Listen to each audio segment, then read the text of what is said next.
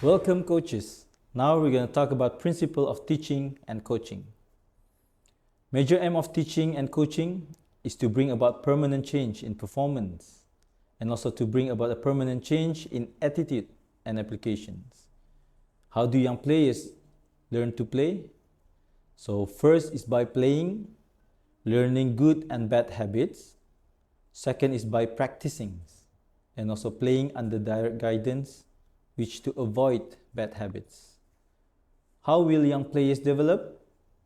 Is by they must be motivated and interested, enthusiastic, having good models to copy and imitate, frequent opportunities to practice well, striving to attain higher standards of performance, knowing how well or badly one is doing, and by gaining support and encouragement.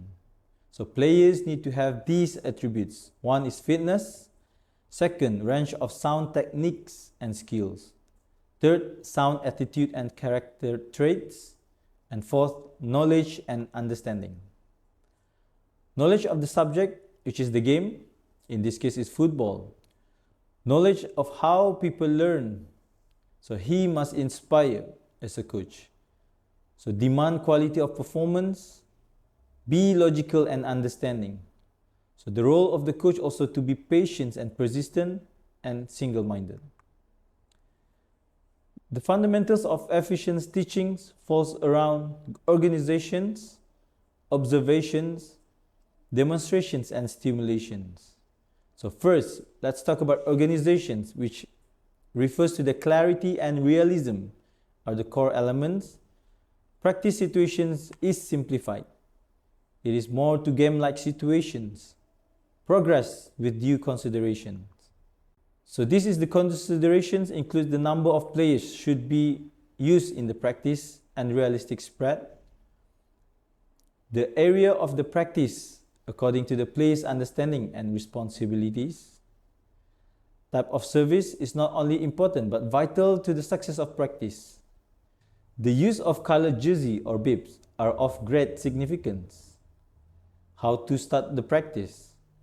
Physical positions of the coach also important during the sessions and those not involved. The development of the practice or progressions depends mainly on the discretions of the coach, and it is important that all the players understand their objectives. Second, observations. This needs for the coach to watch the practice for actual and anticipated errors. It allows the practice to run so that realism is achieved. The coach needs to be single-minded, which is whether it's attacking or it's defending. So this requires discipline to seek out the key factors in the failure of players within the practice. So this requires discipline to seek out the key factors in the failure of the players within the practice. Coach players, not football. Correct errors that are seen rather than the work you have prepared. So the presentations of practice should allow the coach the possible opportunity to perceive the problems of the players. And third, which are demonstrations and stimulations. Having diagnosed the problem, the coach will attempt to resolve it through demonstrations and stimulations, technical demonstrations, dynamic involvement, taking players through positions. Demonstration simple and clear. Players given the opportunity to run through to establish the degree of understanding. He must enthusiast and inject the players with his enthusiasm.